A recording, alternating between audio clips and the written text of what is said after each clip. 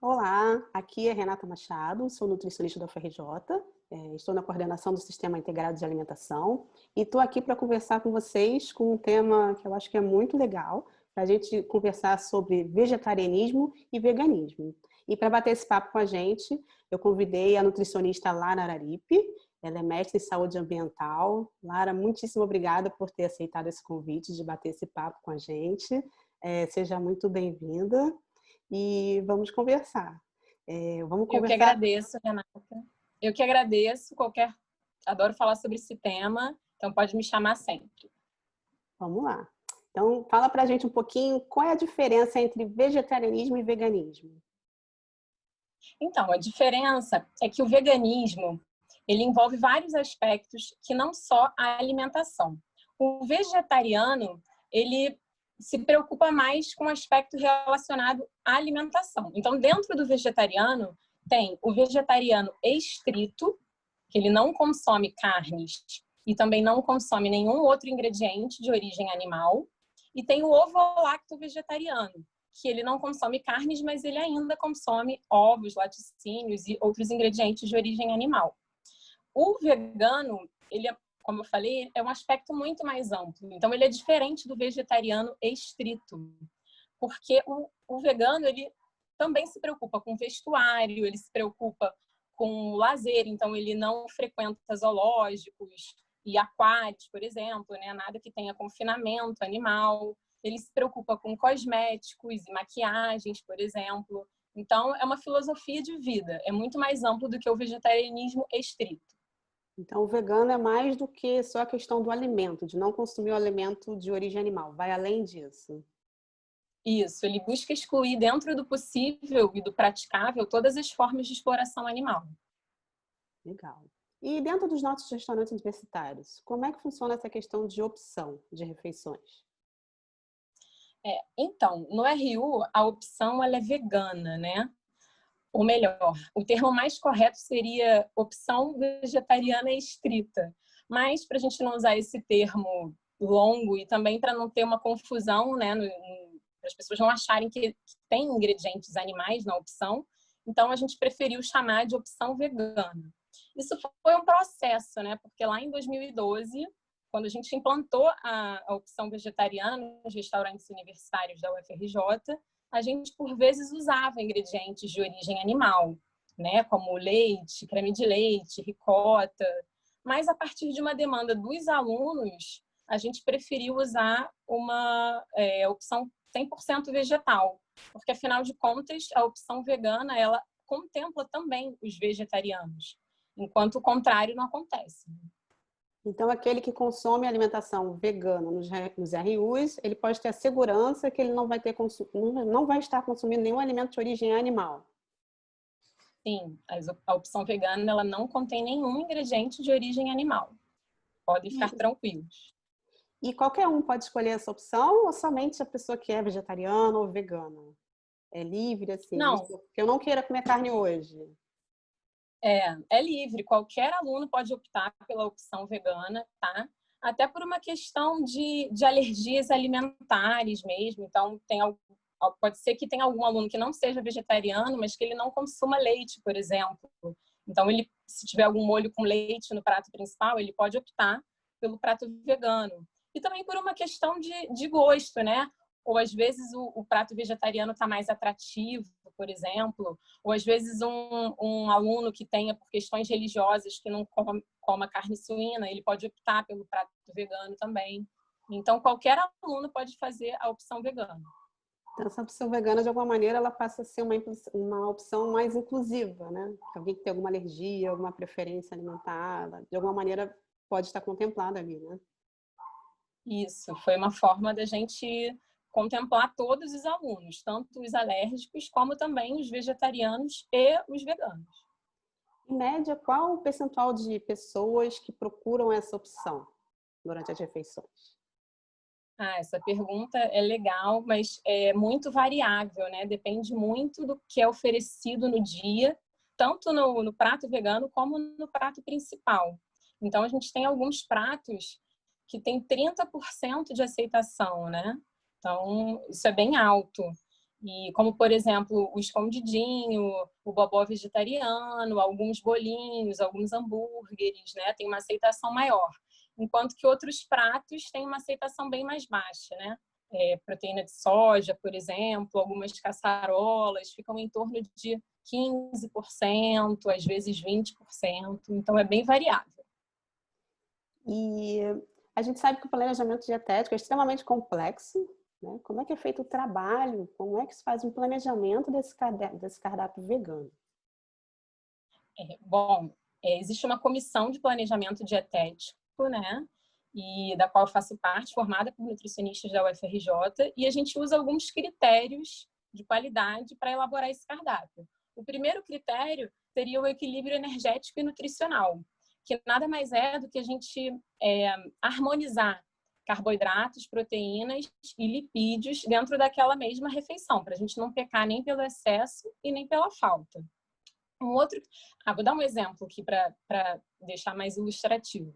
Se a gente tem uma salada de batata na entrada, a gente não vai colocar no prato vegano um quibe ou mesmo um bobó que leva aipim. Ou se a gente tem farofa na guarnição, a gente não vai colocar um doce na sobremesa. Então, a gente toma esse cuidado para não pecar pelo excesso e nem pela falta de nutrientes. Um outro critério é a variedade de cores, a variedade de texturas. Então, a gente procura fazer um cardápio mais colorido possível. Então, a gente não vai colocar no mesmo dia cenoura na salada, abóbora na guarnição e tangerina na sobremesa, por exemplo. Em relação às texturas, a mesma coisa. Se a gente tem uma sopa na entrada, que às vezes a gente usa no inverno, né? Eu não vou colocar um purê na guarnição, vai ficar tudo muito pastoso. E um outro critério importante que a gente usa é a safra de alimentos, que a gente busca usar sempre os alimentos da época, né? As frutas e vegetais que estejam na safra, porque além de mais baratos, são também mais saborosos e mais nutritivos. Tem alguns outros critérios que são mais técnicos também, mas acho que não vale a pena. Acho que vale a pena citar esses que são bem importantes. Clara, e existe uma preocupação em termos, vamos supor, de equivalência entre o prato vegano e o prato principal convencional? Ele tem que ter a mesma equivalência com relação às proteínas? Existe essa preocupação? Essa pergunta é ótima, porque muita gente fica com dúvida, né, em relação às proteínas. Bom, então, não necessariamente o prato vegano ele precisa conter leguminosas, que a gente sabe que são o grupo alimentar mais rico em proteínas vegetais, que é o grupo dos feijões, da lentilha, da soja, da ervilha. Não necessariamente precisa estar no prato vegano. Por quê? Porque a gente já tem o feijão como um item fixo do cardápio. E a Sociedade Vegetariana Brasileira, ela recomenda que sempre tenham leguminosas no prato. E como a gente já tem o feijão como um item fixo, a gente pode variar o prato vegano, a gente pode usar outros alimentos de outros grupos alimentares, porque do contrário a gente ficaria muito preso a só usar bolinho de feijão, torta de feijão, caçarola de lentilha, lentilha bolonhesa, ficaria muito monótono o cardápio. Então, sim, o cardápio normal ele é mais rico em proteína, mas como eu gosto de falar, mais proteína não necessariamente é melhor. Não significa que o prato vegano seja deficiente em proteínas. Só significa que ele tem um pouco menos de proteína do que o cardápio comum. Entendi. E vamos supor, com relação aos outros itens da refeição. No prato principal, a gente já viu que a gente tem uma garantia de opção sem produtos de origem animal. E vamos supor que tem algum item, por exemplo, sei lá, um queijo na entrada. O vegano ele vai ter alguma opção?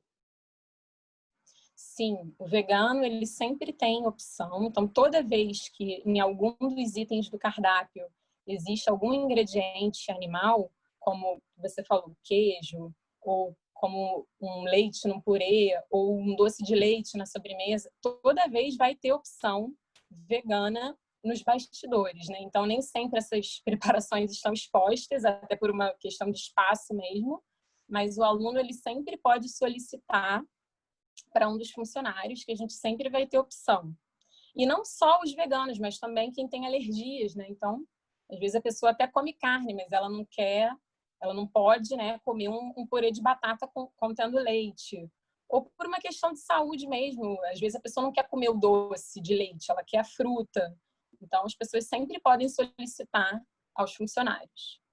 Muito importante isso que você falou agora, que às vezes a pessoa não fala e simplesmente deixa de comer, e é legal chegar e falar, né, que vai ter essa opção lá.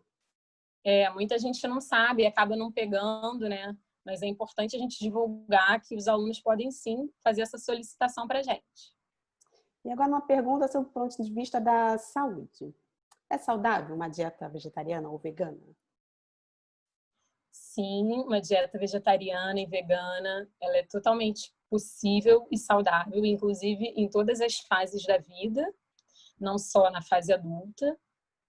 Muitas vezes uma alimentação vegana, quando ela é bem planejada, ela é completa, né? Ela contém todos os ingredientes necessários. Os vegetarianos, eles normalmente consomem até mais fibras, mais vitaminas e mais minerais e menos gordura saturada do que uma pessoa numa dieta convencional.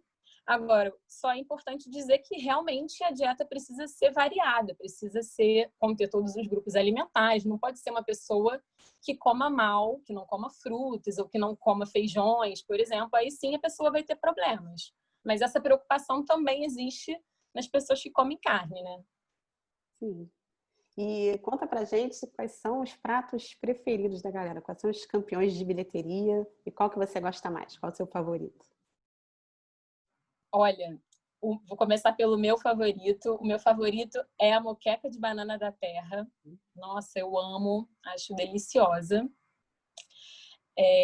Os alunos, eles gostam muito do bobó de grão de bico, gostam muito do escondidinho de aipim também, é sucesso.